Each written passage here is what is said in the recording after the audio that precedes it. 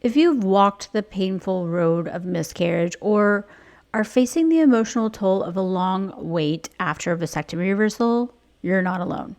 In this episode, I'm joined by Allison, founder of Miscarriage Hope Desk, who shares her own story of loss and healing, along with some practical advice for navigating grief, advocating for yourself in the medical system, and rediscovering hope in the process. We talk about the emotional weight of trying to conceive after loss, how miscarriage impacts future pregnancies, and why having the right support system can make all the difference. If you've ever felt like no one understands what you're going through, this episode is to remind you that you don't have to walk this journey alone. Feeling like this whole baby making journey is never going to work out. You've done it all, diet changes, supplements, tracking your cycle, and yet the pregnancy test is negative. It's so frustrating, and you're asking yourself, why isn't this happening for us? I'm Susan Gladstein, a holistic fertility coach and mom to 7, including 2 miracle babies after a vasectomy reversal, and I get it. Being told everything looks fine by doctors while still feeling stuck can leave you feeling hopeless and confused. On this podcast, I'll share practical, natural ways to support your fertility without all the overwhelm. Forget the everything's normal talk and the rush into fertility treatments. I'm here to show you a better way. If you're ready to take practical steps that fit with God's plan for your family, you're in the right place. I truly believe that you can have the baby you've been praying for.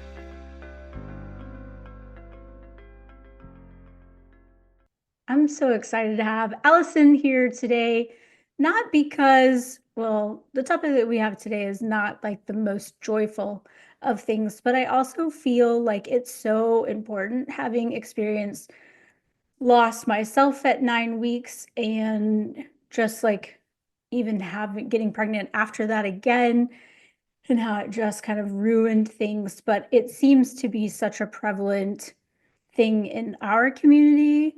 Post reversal, lots of people think, oh, well, I've had a reversal, or my husband had a reversal, and it's causing the statistics to be higher. But I think it's just we're more aware.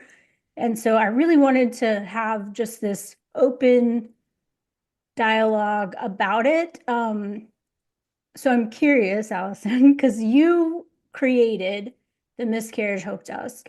Yes. And how did your own personal journey shape that? I mean, that is what shaped it. And it was, in my fertility journey, I went through, I think it was after the third loss, I looked at my husband. I was like, I'm not ready to do anything yet, but I have got to create some sort of community or resource to help people feel less alone and to kind of, I don't want to say raise awareness, but start the conversation, right? And have it be a conversation that we have.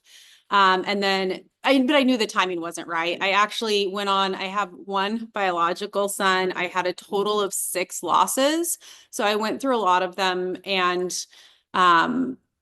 somewhere in there, I created Miscarriage Hope Desk. And again, I wanted to have the resources, open up the conversation. It's kind of evolved. Now I have a mentorship program that I run. It's 1-to-1 mentors. And that's been really cool to see. I feel like in that relationship, it's crazy how sometimes the mentor gets just as much out of it as the mentee. And my goal was, okay, these mentees then become the mentors, and that's already happening. So that's just really amazing to watch that take place. And for those who don't know kind of your story, I mean, you mentioned 6 losses and all of that. Can you kind of run us through your experience? Okay. Yeah. So I will go through my story, and I will say, so I'm a few years removed from it and have done a lot of therapy around it, including EMDR. So if I don't get emotional and break down, that's because I've had time to process it. And I also have never shared my losses publicly in real time. And we can talk about that later, like, the advantage of sharing, how to share, how to be intentional with that. But yeah, I've had, so my first one was at 6 weeks, was very unexpected because I didn't even realize I was pregnant. We had been trying, but I thought I'd had a period. Looking back, I don't know, it must have just been some spotting or something. And basically one day just started bleeding profusely and went into the ER and found out, one, that I was pregnant, and then two, a few hours later, that I'd miscarried. So that one was kind of more shocking than anything.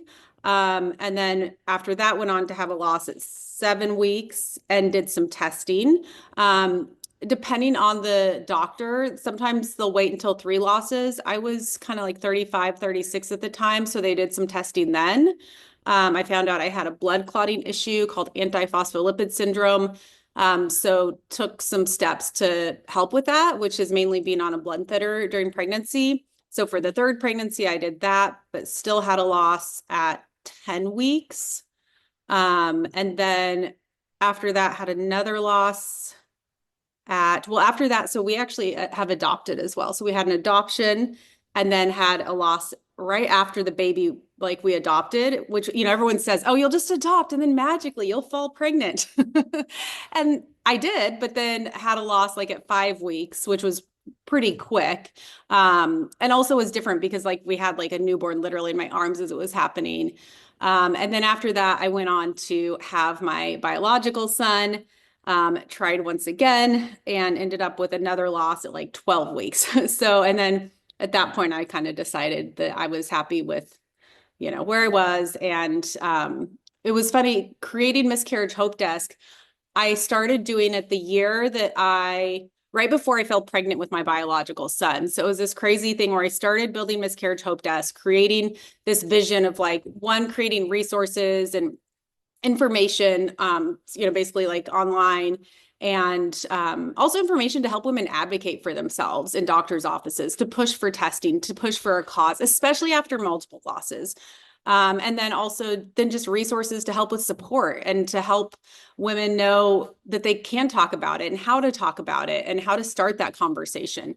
And I started creating this, and I launched Miscarriage Hope Desk the month before my son was born. So they basically were like, quote unquote, born in the same month. And so it was just kind of this really cool vision that came together. And then, I've had that for, gosh, my son is 4.5. So I guess Miscarriage Hope Desk is 4.5 years old and has evolved, along the ways. We had an amazing podcast that is still up and has such great content on there. That's on pause right now. And then newsletter articles that go out every week on Substack. And then our website is just a great resource with informational articles that digs a lot into like causes and understanding why and that sort of thing. So, and then, as I mentioned earlier, that mentorship program is something that we eventually got off the ground. And that's been, I think, a really cool thing to see transform. And then, we have like these private groups, and that can kind of lead into what we're going to talk about with the support piece of, we have this Instagram account and this Facebook group. And I was pretty surprised at how quickly that took off and grew. But I think it's because of like what you were saying, people, like, you need a space to talk about it. And so I think especially in the past, it was something that wasn't talked about. And then it makes it really hard to process it and get through it. Yeah, I have so many people that have told me that maybe just their personality, it's like they're driven, and I personally miscarried while I was at work and trying to put on a brave face. Like, nobody around me knew that it was happening, but it was like I was very much just thrown into, duty and all of that. And so it took some time to sort of process that. And even after, getting pregnant again, and it was like, I mean, I just literally had that ultrasound when they're like, yep, everything looks great. Like, I just burst into tears. And I was so, like, even leading up to it, I had so much like anticipation. And I mean, I kind of internalized a lot of my own sort of healing and processing and spent a lot of time in prayer. But like, I realized that that's not how everybody processes things. But certainly having a community to help walk through all of that is, I think, a huge benefit. And I appreciate like what you're doing to kind of provide those resources and the space to be open and honest, because like maybe we could talk to our spouse, but like they just don't get it in the same way or experience it. I mean, at least that's how I felt. And even though I know my husband cares deeply, and he didn't take it the same way that I did. And that can feel really painful. It can feel like you're rejected, or maybe you're, feeling isolated because it's like you're the only one, you think you're the only one that's feeling this way, and maybe the person closest to you doesn't get it. So, how do you sort of navigate that or tell people when they're feeling isolated? What was your experience with that? What do you see in the people that you talk with on the daily? I mean, there's a lot there. One of the things on, you mentioned on your loss, like, just not sharing it. And what I started doing with my pregnancies is I actually, they say, oh, don't share because it's too early. But I actually feel a little bit the opposite is if you have someone, maybe it's a sister, your mom, a close group of girlfriends, and, your husband too. But like you said, maybe do share early. And I found that I did because if I don't share early, it's like harder in the moment to come to them and be like, oh, this happened. And even if it's hard to tell them because they already know, you kind of, not that you're obligated, but at some point it's going to come up. And so they're kind of there already as this support system. So I found with my pregnancies, I did share with a few people early, just so that way when if something did happen, I'd have people to turn to. Um, and again, that kind of goes back to what you're comfortable with, but so many of the women in your life, probably there's someone that's been through it. And so if you kind of start that conversation, you may be surprised who you find, like a mother-in-law or like or a friend that you didn't know went through it. Maybe you have a friend that didn't share it with you. And that can be just a special way to bond. And I've made some friendships and connections through that. And so just figuring out where you can turn, but again, being more intentional with that. And then, there's always a therapist, or, maybe you process better by, praying or journaling, and all of those things are great. I think the important part is to process it, because what I found, gosh, I was so surprised when I first launched Miscarriage Hope Desk, because I would have not just people, I thought it was gonna be a lot of women that had just gone through it and were like struggling in the moment. I found there were women who'd had it years in the past. Not only that, I had some friends that's like, oh, my mom follows you. Well, the mom had been through it 20 years ago, but never had space to talk about it, never fully processed it. She's like, I'm still sad about it. And so I think there's this important piece of processing it that needs to happen. And if that doesn't, then eventually, and kind of the timing is something you have to figure out what works for you, but it is important to somehow deal with it. For sure. When I got pregnant early last year, I didn't tell a lot of people. There were a handful of people that knew. And so when they started asking questions after my loss, it was kind of like for me, and because I got pregnant again like 3 months later, so it was fairly quickly.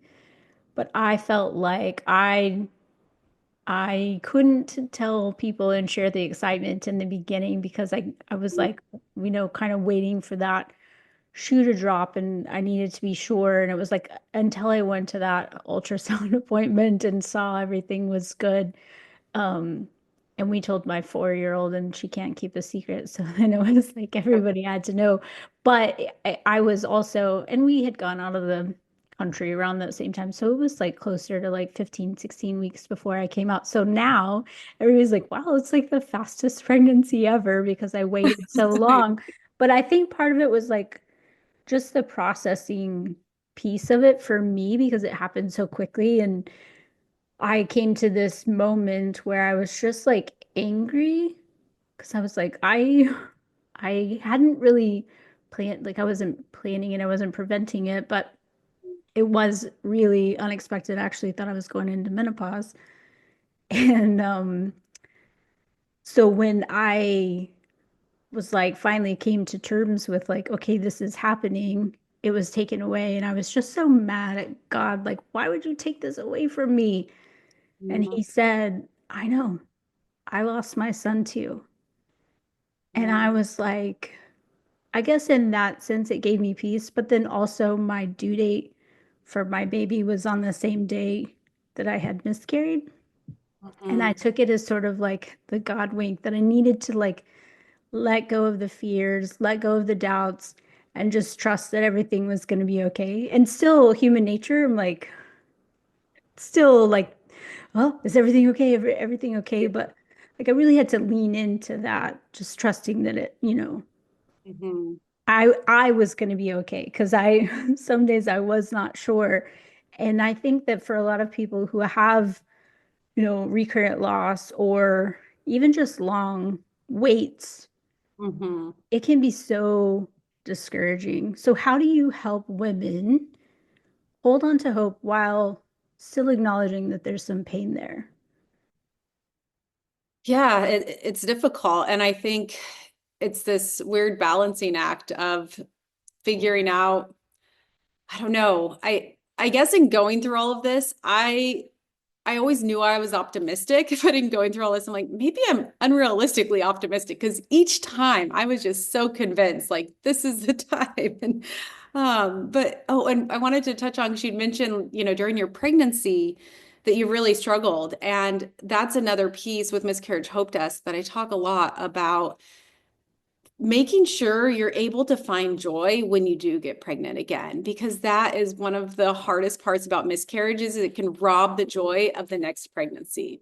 There's not the like instead of that excitement when you see the positive test, it can be like a sinking feeling. Instead of sharing with people, you hold back. And even within yourself, it can be really hard to be excited. And it's just it's so sad, to not be able to have the pregnancy that you deserve. And so I really try and talk people through of like, look, here's the deal. Like I've had losses. When you have a loss, it's hard. It's hard no matter what. Like if I let myself get really excited and then I like I'm sad, it's like the sadness is still the same, but at least I got the excitement. And because when you're not letting yourself getting excited, that's an attempt to protect yourself. But the reality is, even if you don't get excited, when you have that loss, it's still going to be devastating. So I really try to encourage women to, if possible, just embrace the moment. I know I would always come back to like, today I am pregnant and try and really kind of sit with that and,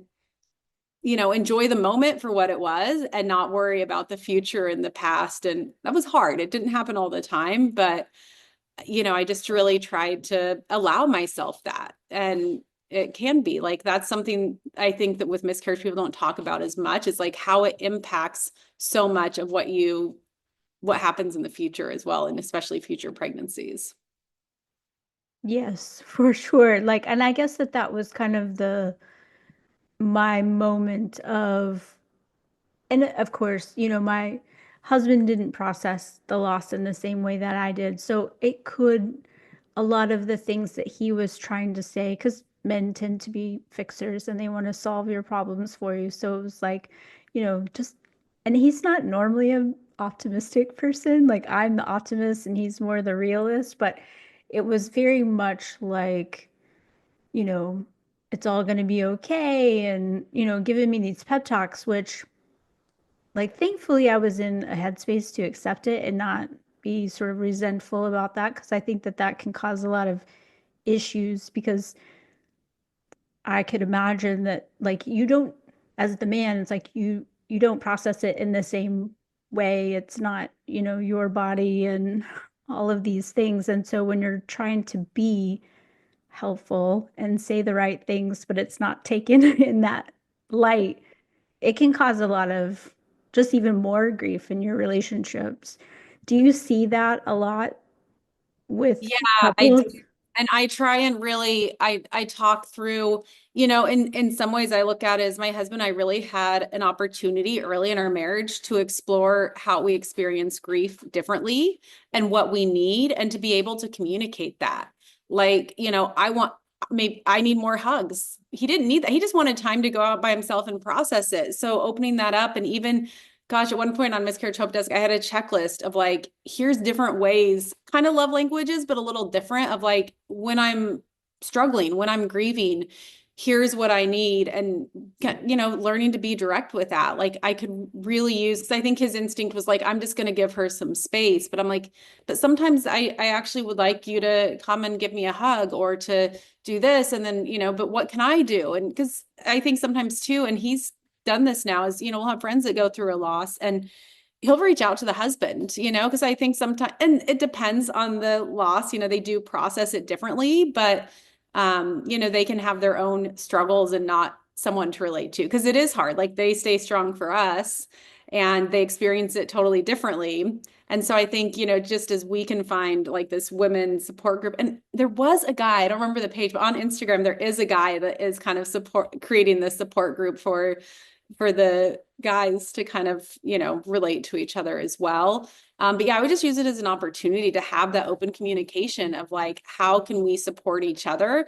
And that's something that you can continue on in the marriage, whenever you go through a difficult time of like, okay, these are the things that are showing support to me. And how is that different? And then you can really see that like he's making an effort, and maybe it's not that he doesn't understand. He just doesn't realize like how to show that. And so I just had to kind of get clear on that and not take it personally. Be like, oh, he thinks he is supporting me. I just want to be supported this way. So, And yeah. I appreciate that you say that because it took me a long time to sort of figure out, even to advocate for myself and processing my own feelings, because I'm always been sort of a people pleaser.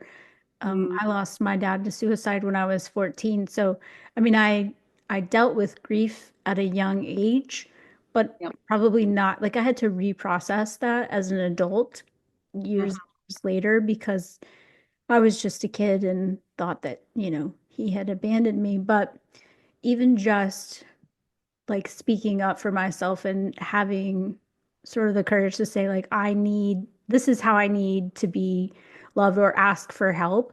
And I don't know that that's talked about a lot. I mean, certainly if you're in, good therapy and all of that, but it's kind of like, well, if we're talking about this stuff and developing the skills maybe before it's like emergency break the glass situation where you Uh-huh. are sort of advocating um, for yourself in your relationships or even with your doctors. I mean, you mentioned that, being able to advocate for yourself for testing and all of that. So can you elaborate a little bit more on that just to encourage people that may not feel like they have a voice, like how Yes, to I have do. a voice?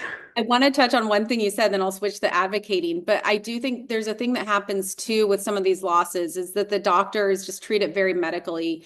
And I remember in the beginning, especially with my first one, I was like, it's no big deal because they treated it as if it was no big deal. So that's how I thought I was supposed to treat it. But then I found out actually it did feel like a big deal to me. And so I just want to say out there for anyone that's listening, and this isn't just a loss, but maybe just like you said, waiting for several months, if you're struggling and it's hard, it's hard. That's a valid feeling and your feelings are valid. So if anyone needs permission, that's how you feel and that's okay. So I just want to kind of throw that out there because I know, and the doctors are doing their best, but they're kind of just focused on the medical portions. So if you needed to hear that, that's in there. And then, in terms of advocating for yourself, so important, become educated where you can, if there's something, if you're getting blood work done and something comes up, try and, do some research and see what's going on. Go into the doctor's office with a list of questions. I have this little routine of like, type out the questions, number them. And when you sit down, say, hey, I'm here. I have these 5 questions. And then make sure you get through them all because it's easy to get in there and to get rushed. But, it's important that you're able to have an open conversation. And, if you're feeling like you're not able to ask the questions, then is it possible to switch to another care provider or bring on an additional care provider?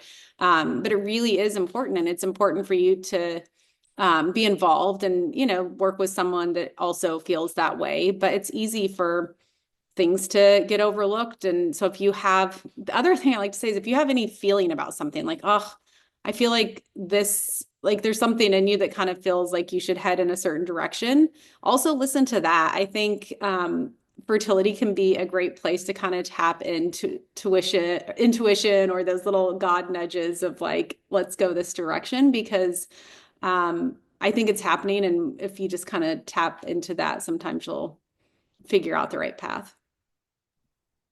Yes, for sure. I'm a big advocate for that, even just like as a fertility practitioner, because the medical system, they're not always so great at, looking at the bigger picture. It's very focused on one thing, and all of our bodily systems are all integrated. And so um you go into a doctor and you have maybe 10-15 minute appointments, and they just rush you in, rush you out, and you don't get the opportunity to feel heard. So I do think that there's like a lot of value in just saying, like putting it out there, that yes, like advocating for yourself and your care, and whether that's researching or working with an outside provider or somebody else that's going to provide some insights that's going to help you be better equipped, is so valuable. I mean, in the same sense that, you know, just getting the right kind of support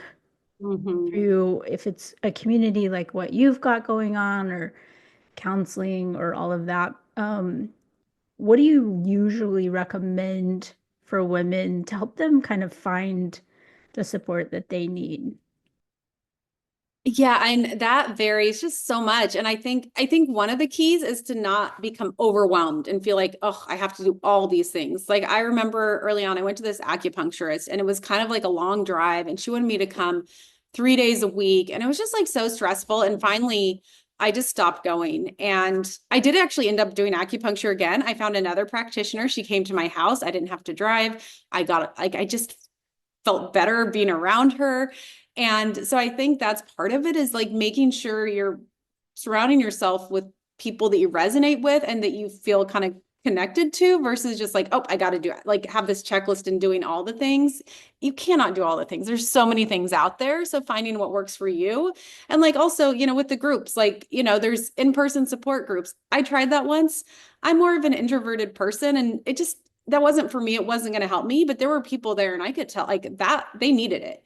So I think it's partly knowing, your personality, what's supportive. With Miscarriage Hope Desk, we do have like the Facebook group and the Instagram group. And I think those are good to kind of dip your toes in, or just like see like there are other people out there struggling, and and this is what they're saying. Oh my gosh, I feel the exact same way, or like, oh, that's crazy. The same thing happened to me. So I think some of that is like a good dipping your toe in. But then from there, we have the mentorship program, and that's free of charge, but, or like maybe it's a therapist, but finding one that actually specializes in either fertility or loss or something like that. For me, EMDR therapy was really helpful because it kind of helped process those like really strong emotions and work through that. Um, but again, it's trying to like maybe taking a look at like all of the things that are out there, like kind of a glance, but then picking and choosing the ones that you think are going to work for you and your personality and what you've been through, and not letting yourself get overwhelmed. And for those who may not be familiar with the EMDR that you did, can you tell us a little bit more about that?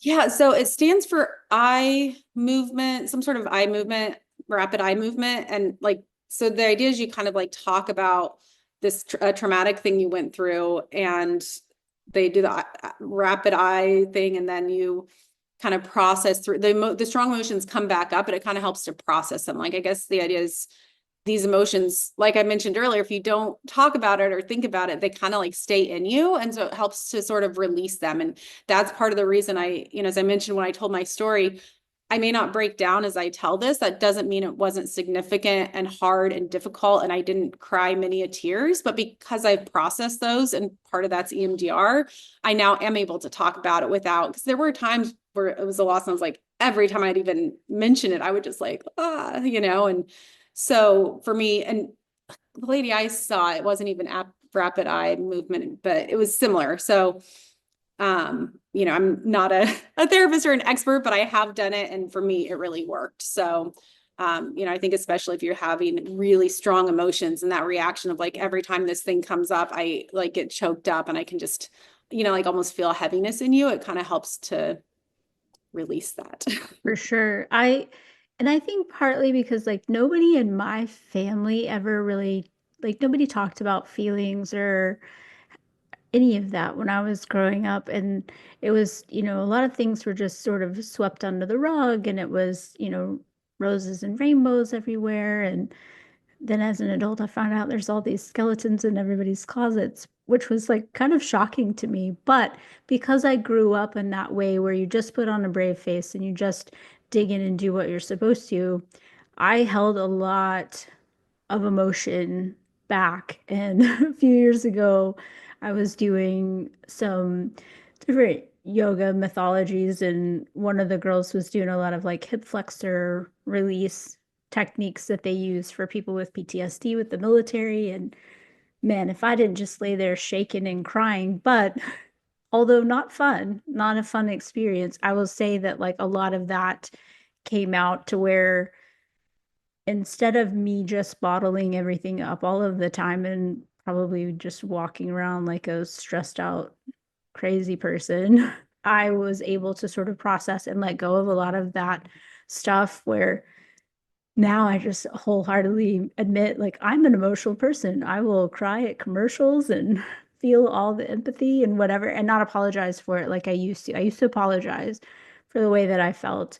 And so I think that finding things like that to help you release whatever it is. I mean, it took me years to sort of like, I was 39 before I really actually processed what I needed to do at 14 because I just wasn't equipped with those tools after my dad died. But I know that for so many people after a loss or just the fear of getting pregnant again, or maybe just not getting pregnant at all, because for a lot of my clients, they've had a reversal done and for whatever reason, maybe it's not successful or it's not happening.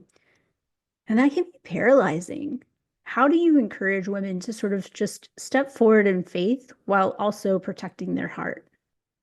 Yeah, and you bring up a good point, and that's where I do try and encourage people. If you do have, if you're spiritual or religious, like this is a great opportunity to really lean into that. And yeah, and if not, then finding a way to journal and process things and do that. But I find that people that do have something they can lean into and a faith they can lean into, I know for me that was super important. And so just don't be afraid to do that. And don't be afraid, like you said, like I was angry. That's okay. Like talk about it, pray about it, write about it, and get through that.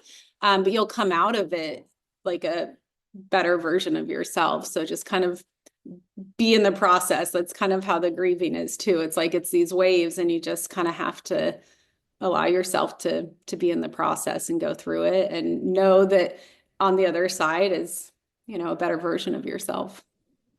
It is true, as uncomfortable as it is, and maybe I mean, I think it's human nature to sort of resist anything that feels uncomfortable, but it's like it's also uncomfortable to sit in fear and grief and like not finding the joy in things anymore. Like that's also really hard. So it's kind of like, I mean, like anything they say, like choose your heart. Even like my son the other day, he's been, he quit energy drinks and he's been working out, and his body is going through this detox, kind of scenario, which is terrible. I've gone through it. It's not fun, but like you end up feeling so much better on the other side. So it's kind of like you just kind of you got to do the work and and do the detox, whether it's emotionally or physically or maybe it's Mhm. all of the above. But what are your top three recommendations for women who are trying to conceive after a miscarriage? Yeah, I would say one, just allow yourself some space to heal.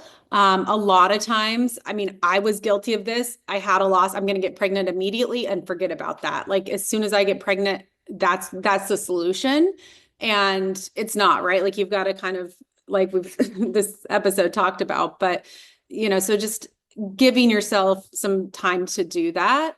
Even if it means like okay, I'm going to take a month off from trying and just kind of get through this. I think in the long run, that can really help.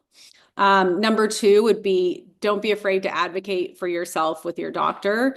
whether that means, asking some questions, bringing in a different, practitioner or, whatever it is. But you probably have a sense of where you need to maybe ask some more questions. So start with that.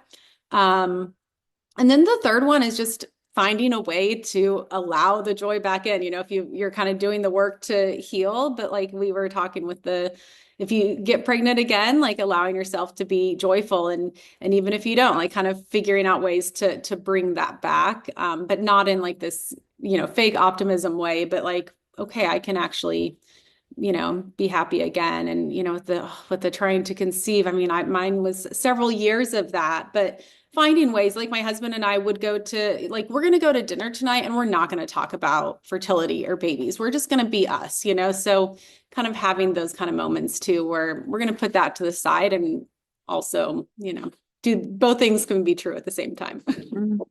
I'm a big advocate for that, because for aside of miscarriage, but just in the process of trying to conceive after a vasectomy reversal, it's like things are different. There's healing that needs to take place. And I think a lot of times optimistically, I don't know if it's because sixth grade health was not the most truthful in the way that conception happens. So we have these unrealistic expectations that like I'll get pregnant when I want to, and it's going to happen right away. And then when it doesn't, and you're in the wait, that process is really painful. But even just like if all of your life is surrounded by the process of trying to conceive, or, conceiving after a miscarriage, where it just like eats at your relationship, it causes stress, which is not going to make you any more fertile at all.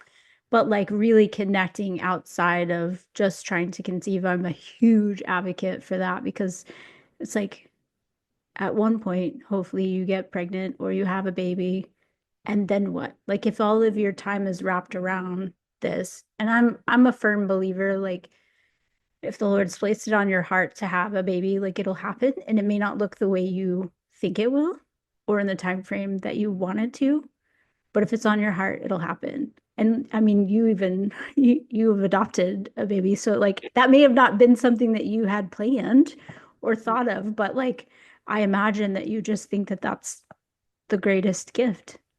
Oh, for sure. Yeah. I mean, it's always easy to look back and be like, this all and it's in the moment. I'm not saying, oh, it's all going to work out the way it should, 'cause no one wants to hear that in the moment. But yeah, now that I'm here, and I actually have 3 kids, 2 were adopted, and it was, each one came to us just like so magically and beautifully and perfectly. So, and that's easy to say now.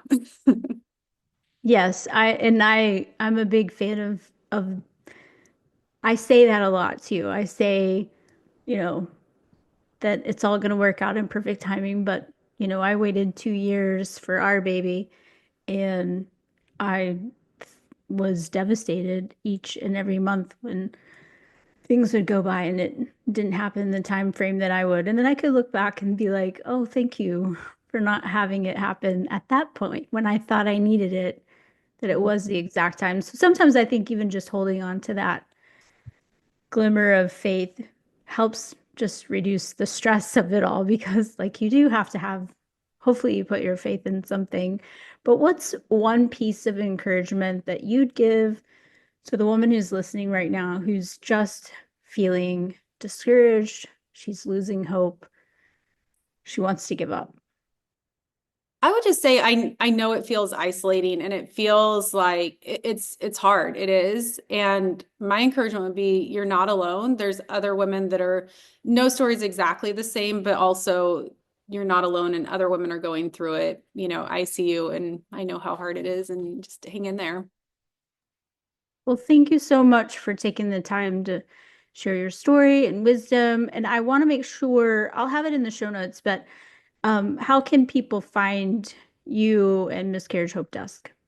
Yeah, so the website is miscarriagehopedesk.org, and we also have a Substack, that's like substack.miscarriagehopedesk, or however they do that. And then the Instagram account is a good way to get connected as well. That's at Miscarriage Hope Desk. Like I said, we have that podcast. It's not currently, running, but the episodes on there are still amazing content from the few years that we were running. So that's a good place to check out as well.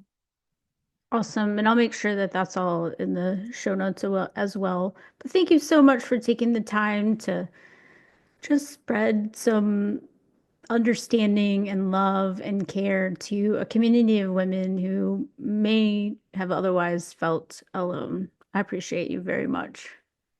Well, thank you for having the conversation. Thank you so much for joining me on Conceiving After Vasectomy Reversal. I hope you're feeling encouraged and more hopeful on your journey to growing your family. If you enjoyed today's episode, please take a moment to subscribe, leave a review, and share it with someone who could use a little extra support. I absolutely love reading your reviews. They mean the world to me. Like, seriously, words of affirmation are my love language. So let's stay connected. Find me on Instagram at conceivingaftervr and join our Conceiving After Vasectomy Reversal Facebook community for even more support and encouragement. I believe that God placed the desire for a child on your heart for a reason, and I'm grateful to walk alongside you in this season, to encourage you, and to help you find joy in the journey, trusting that His plan is greater than we could ever imagine. Thanks for listening.